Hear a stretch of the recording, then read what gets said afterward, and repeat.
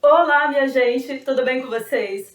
Olhem só, desde o início da humanidade, o ser humano sempre usou a arte para representar a sua realidade.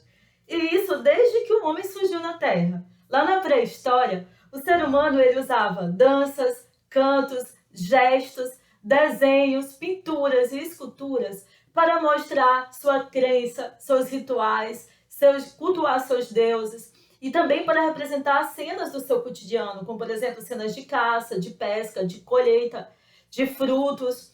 Bom, lá no Egito Antigo, o ser humano também ele pintava nas paredes, por meio, em painéis, em vasos, em tetos de templos, enfim. No Egito Antigo, o ser humano ele também usava desenhos, pinturas, esculturas, para mostrar cenas do cotidiano, cenas da sociedade egípcias.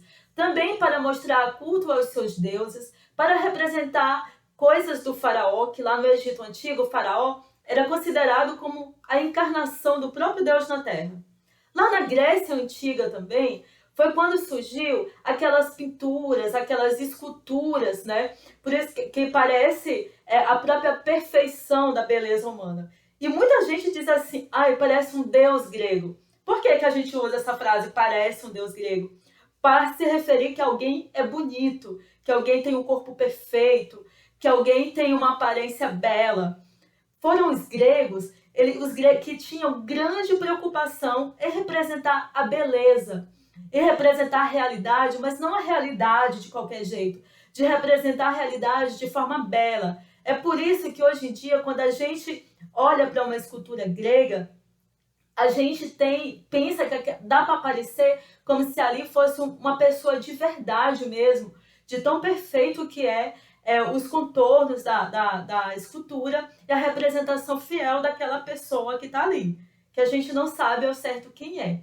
Os gregos eles foram dos primeiros povos da humanidade a se preocuparem em representar um corpo humano perfeito, tá? E representar também figuras dos seus deuses de uma forma muito bem detalhada. É por isso que hoje em dia a arte grega ela é uma das nossas referências quando a gente estuda a história da arte. Mas e hoje em dia? Hoje em dia, como que a arte representa a realidade? Bom, um grande exemplo de como a arte representa a realidade nos dias de hoje é a fotografia. A fotografia, ela captura a imagem de pessoas, de objetos, de lugares, tal como eles realmente são. Por exemplo, se você quer guardar a sua imagem hoje, para você ver daqui a 50 anos, quando você já tiver uma pessoa idosa, e depois, quando você tiver idoso, você vai lá olhar a sua imagem de como você era hoje, né? Você pode fazer isso por meio da fotografia.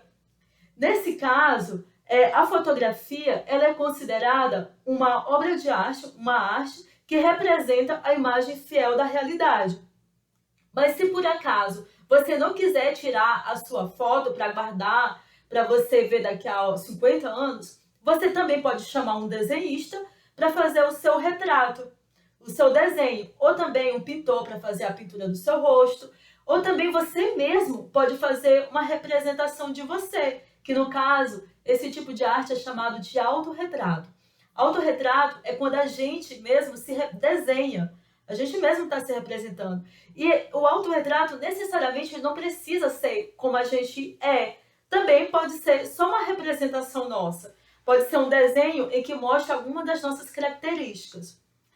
Quando a arte ela se preocupa em mostrar a realidade tal como ela é, a gente chama esse tipo de arte figurativa. Por que a gente chama de arte figurativa? Porque são obras de arte que quando a gente olha, a gente facilmente identifica o que é. Por exemplo, o caso da fotografia. Quando você olha uma fotografia, a fotografia do rosto de uma pessoa, ou a fotografia de um lugar, ou a fotografia de um objeto, quando você olha, você vai logo identificar o que é. Ah, aqui é fulano, ou então aqui é uma pessoa, ou aqui é uma flor. Então, nesse caso, a gente chama de arte figurativa porque ela está mostrando a realidade, está mostrando características ali da realidade. Agora, digamos que você quer representar um sentimento seu, que você quer representar uma emoção, ou mesmo você quer representar o seu rosto, mas você não quer que ninguém identifique que aquele dali é você. Você pode fazer essa representação por meio de manchas, por meio de cores, por meio de rabiscos, por meio de linhas, de traços, de pontos.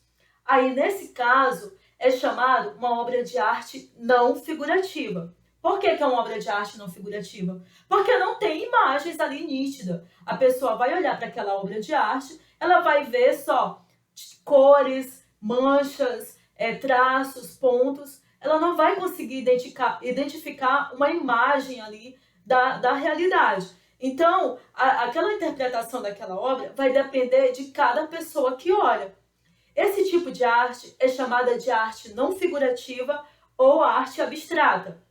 A arte abstrata, para que a gente entenda o que é uma arte abstrata, a gente tem que prestar atenção, a gente tem que olhar para a obra de arte e a gente tem que prestar atenção à sensação que aquela obra causa na gente. Ou seja, a interpretação de uma obra de arte abstrata, ela está relacionada com o que nós sentimos quando a gente olha para aquela obra. Assim, cada pessoa vai ter uma interpretação diferente de uma obra de arte abstrata. E isso, cada pessoa, a partir de cada interpretação, vai dar um significado daquela obra, tá certo?